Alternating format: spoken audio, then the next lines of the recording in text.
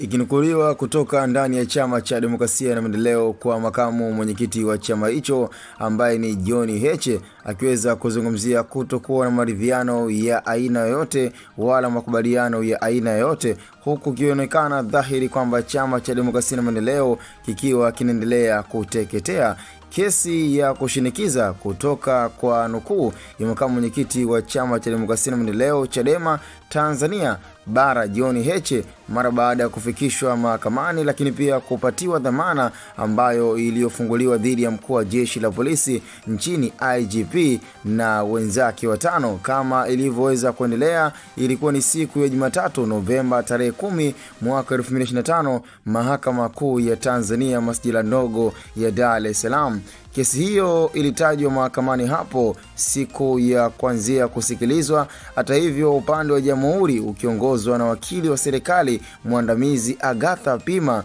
ulieleza mahakama kuwa kabla ya kuendelea na kiapo kinzani, jamhuri imekuja na pingamizi kuhusiana na shauri hilo. Amesema upande wa jamhuri ulipewa na uliagizwa na mahakama kuwasilisha kiapo kinzani hadi kufikia siku ya Jumapili, jambo ambalo umelifanya, ila kwa kuwa jana haikuwa siku ya kazi, hivyo maelezo ya kiapo hicho kinzani wamewapatia upande wa pili siku hiyo. Na wakili Selemani Matauka aliongoza jopo la mawakili wa mleta maombi mawakili wa Heche aliuthibitisha mahakama hiyo kupokea pingamizi la jamhuri. Hata hivyo, alisema wao wamepokea pingamizi hilo nusu kabla ya kesi hiyo kuanza, hivyo kuomba hairisho la kesi hiyo hadi siku ya Alhamisi ya Novemba tarehe 13 mwaka 2025 ili wapate fursa ya kupitia pingamizi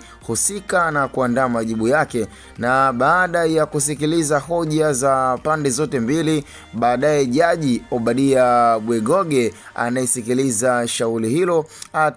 akakubaliana na hoja ya mawakili wa mleta maombi na kuahirisha kesi hiyo hadi Alhamisi ya Novemba 13 mwaka 2025 saa 4:30 asubuhi. Licha ya kuonekana kwamba usalama, pia tukienda kwa mwenyekiti wa chama cha demokrasia na maendeleo, ukionekana kwamba usalama wa Lissu mara baada ya kushindwa kufika mahakamani, ambapo kesi ya uhaini inayomkabili mwenyekiti wa chama cha demokrasia na maendeleo Chadema Tundu Antipas